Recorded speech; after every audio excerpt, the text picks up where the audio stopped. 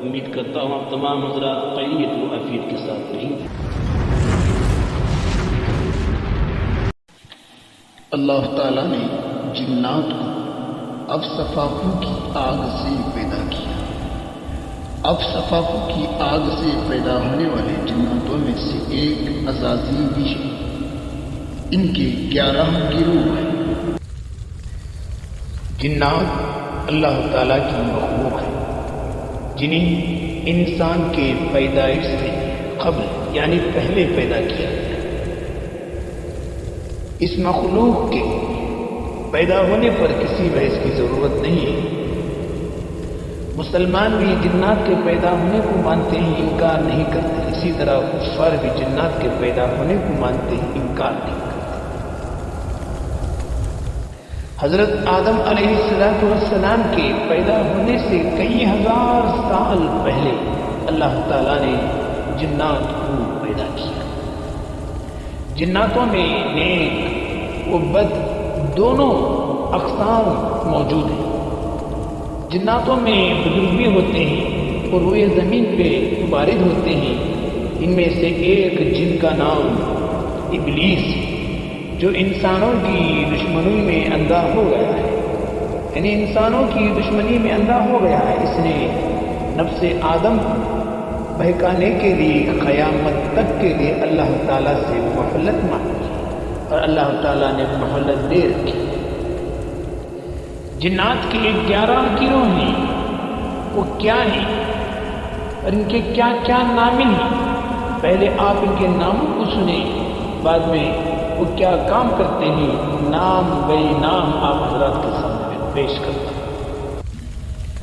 Number 1 فضل عام، number 2 کہندلا، number 3 مرام مستد، number 4 اسمبلا ہوا، number 5 غیر ممتاز، نمبر 6 کبیرہ، نمبر 7 علم بلابا، نمبر 8 کفف کفافا، نمبر 9 علم مفافا، نمبر 10 علم دلافا، نمبر 11 نکیک نخاخ، غزل یہ پہلا گروہ ہے۔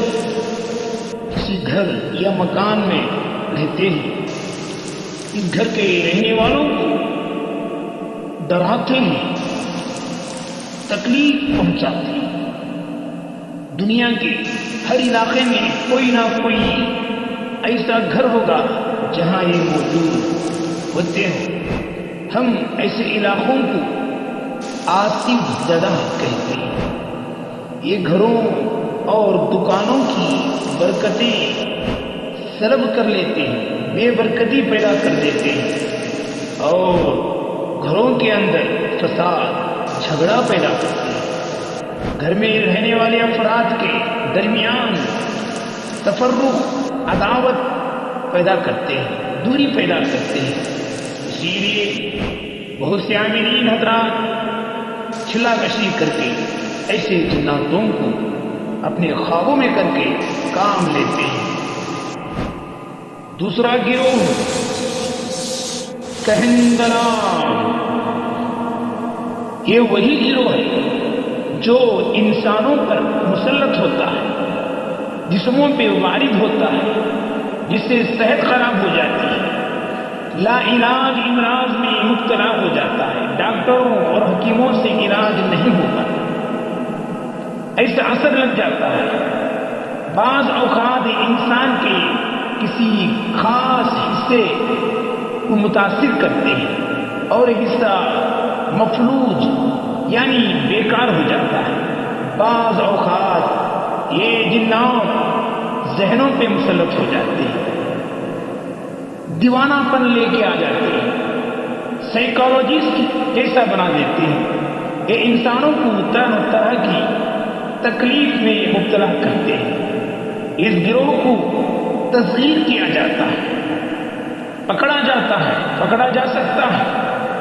ہمارے ملک میں یعنی ہندوستان میں اس قسم کے سفلی عاملین بکثرت پائے جاتے ہیں جو ان جنات کو تسخیر کرتی ہیں۔ نمبر 3، مراماستت، تیسرا گروہ۔ اس گروہ میں شامل جنات اکثر قبرستانوں میں اور ان کے گرد و نواح میں اپنا بسیرا کرتے ہیں۔ یہ جنات زندگی میں انسانوں کے ہمراہ رہتے تھے، انہیں کو ہمزاد کہا جاتا ہے۔ طبی اور ہمزاد بھی ہوتے ہیں۔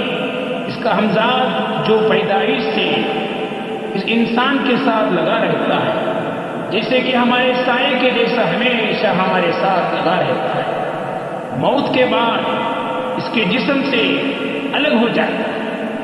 بعض اوقات وہ ہمزاد موت کے بعد کسی دوسروں پہ مسلط ہو جاتا ہے، اسی کو کہتے ہیں مراماستت۔ سب سے خطرناک جناتوں میں سے وہ ایک گروہ جن کہلاتے ہیں۔ چوتھا گروہ بسم بلا ہوا، شیاطین اور جنات کا ایک گروہ بوچھڑ خانوں اور مزید جگہوں کے آس پاس منڈلاتا رہتا ہے، جانوروں کے خون ہڈیوں وغیرہ سے اپنی غذائیں حاصل کرتا ہے۔ دراصل بات یہ ہے کہ جنات ہڈی، گوبر، کوئلے کو بعینی ہی کھا نہیں لیتے، بلکہ ان میں سے فاسفورس، کاربن کی قسمیں خارج ہونے والی گیسوں میں ان کی خوراک موجود ہوتی ہے۔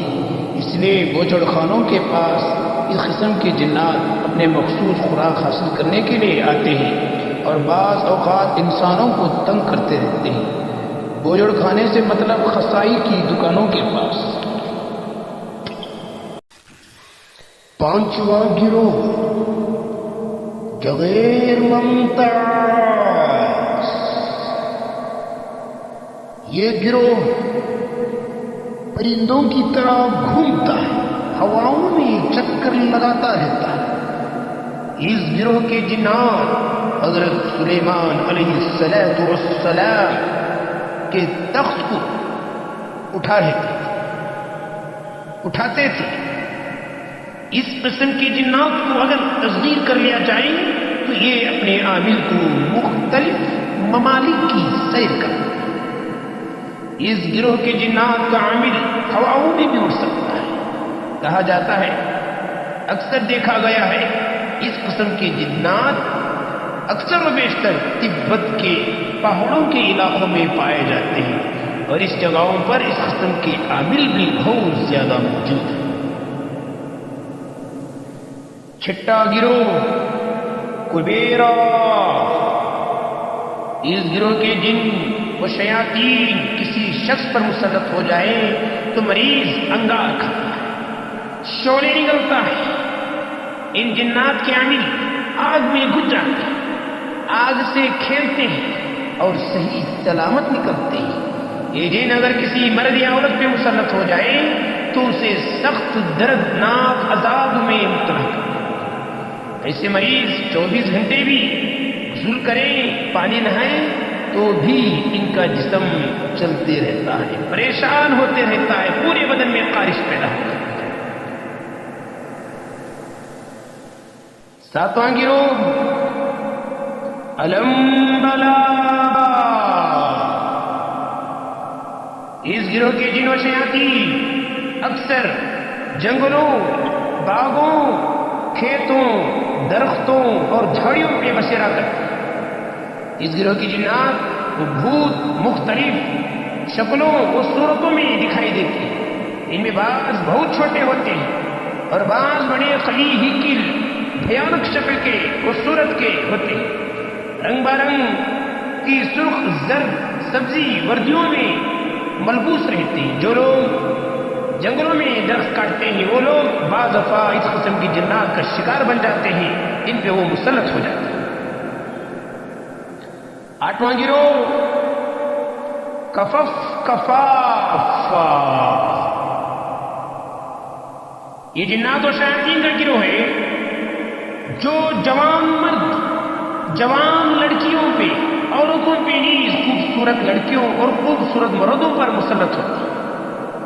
اس گروہ کے متاثر مریض مرد عورت کا علاج کرنا بہت مشکل ہو جاتا ہے، بڑی مشکل سے وہ جنات بدل جاتے ہیں. اسی کی وجہ سے اکثر نوجوان لڑکیوں کی اکثر نوجوان لڑکوں کی نکاح نہیں ہوتی، رشتے نہیں لگتے. اس کی رکاوٹ کا سب سے بڑا ذمہ دار اگر کوئی ہے تو صرف کفف کفافہ کے قبیلے کی جنات. اللہ سے دعا ہے اللہ تعالیٰ ایسے کفف کفافہ کی جناتوں سے اللہ تعالیٰ ہماری حفاظت کرے. 9واں گروہ علم عفافا، اس گروہ میں شامل جنات و شیاطین انسانوں پہ مسلط ہو کر انہیں بیمار کرتے اور انسان کا خون چوستے ہیں. یہی ظلم حیوانوں جانوروں پر بھی کرتے ہیں اور ان پر مسلط ہو جاتے ہیں. اکثر دودھ دینے والی گائے بھینس بکری بھیڑیے پر ان کا تسلط ہو جاتا ہے. اس قسم کے جن و شیاطین کے عامل بھی اکثر لوگوں کے معاشیوں پہ جانوروں پہ مسلط کر کے ان کو نقصان کر دیتے ہیں اور ان کے بچے مرنے لگتے ہیں اور فصلیں بیکار ہو جاتی ہیں، کھیتی باڑی کا نقصان کر دیتے ہیں. اس کے عاملین بھی اکثر پائے جاتے ہیں. 10واں گروہ ہے علم دلافا، اس کے شامل جنات و شیاطین بتوں اور مورتیوں میں گھس کر لوگوں میں بت پرستی کے مشرکانہ رسم و رواج کا موجب بنا دیتے ہیں. اس قسم کی جن و شیاطین طرح طرح کے مکر و فریب سے اپنے ماننے والوں کو اپنے پرستش میں پھنسائے رکھتے ہیں. جب کبھی ان کے پجاری ان کی چوکی بھرنے یا سلام یا سجدے کے روزانہ فرائض ادا کرنے میں کوتاہی کرتے ہیں تو یہ جن و شیاطین ان پہ اور ان کے گھر والوں پر مسلط ہو کر انہیں ستاتے ہیں اور دکھ پہنچاتے ہیں. بعض چڑھاؤ طلب کرتے ہیں اور بعض قربانیاں مانگتے ہیں. اگر قربانی نہ دی جائے ان پر ان کے اولاد پر مسلط ہو گئے پریشان کر دیتے ہیں. 10واں کی 11واں گروہ ہے نخخ نخاخا، یعنی نکیک نخاخا. اس گروہ میں وہ جنات اور شیاطین شامل ہیں جو کاہنوں ساحروں جادوگروں صفری عاملوں کے پاس خبریں آتی ہیں. اپنے عاملوں کے دم تعویذ گنڈے جھاڑ پھونک ٹوٹنے ہر ایک چیز میں وہ ان کی امداد رعایت کرتے ہیں. اسی طرح تعویذ اور عملیات کے اندر انہی کی طاقت کے باعث لوگوں کے اوپر آنے والے جناتوں کو قید کرنے میں آسانی پیدا ہوتی ہے. یہ اکثر و بیشتر یہ جنات اکثر عاملوں کی خدمت میں موجود ہوتے ہیں اور لوگوں کی بھلائی کے لیے خبر دیتے ہیں، لیکن بعض چیزوں کا ان کا علم گمراہ بھی کر سکتا ہے. ان سے صرف نہ لے سکتے ہیں تاکہ لوگوں میں کوئی جادو ہو گیا ہو یا اثرات ہو گئے ہو، ان چیزوں کو نکالنے کے لیے کام لے سکتے ہیں. بعض چیزوں میں اگر کوئی لیتا ہے تو اس قسم کی جنات سے بھی ایمان جانے کا خطرہ ہوتا ہے. کا نام ہے نکیک نخاخ.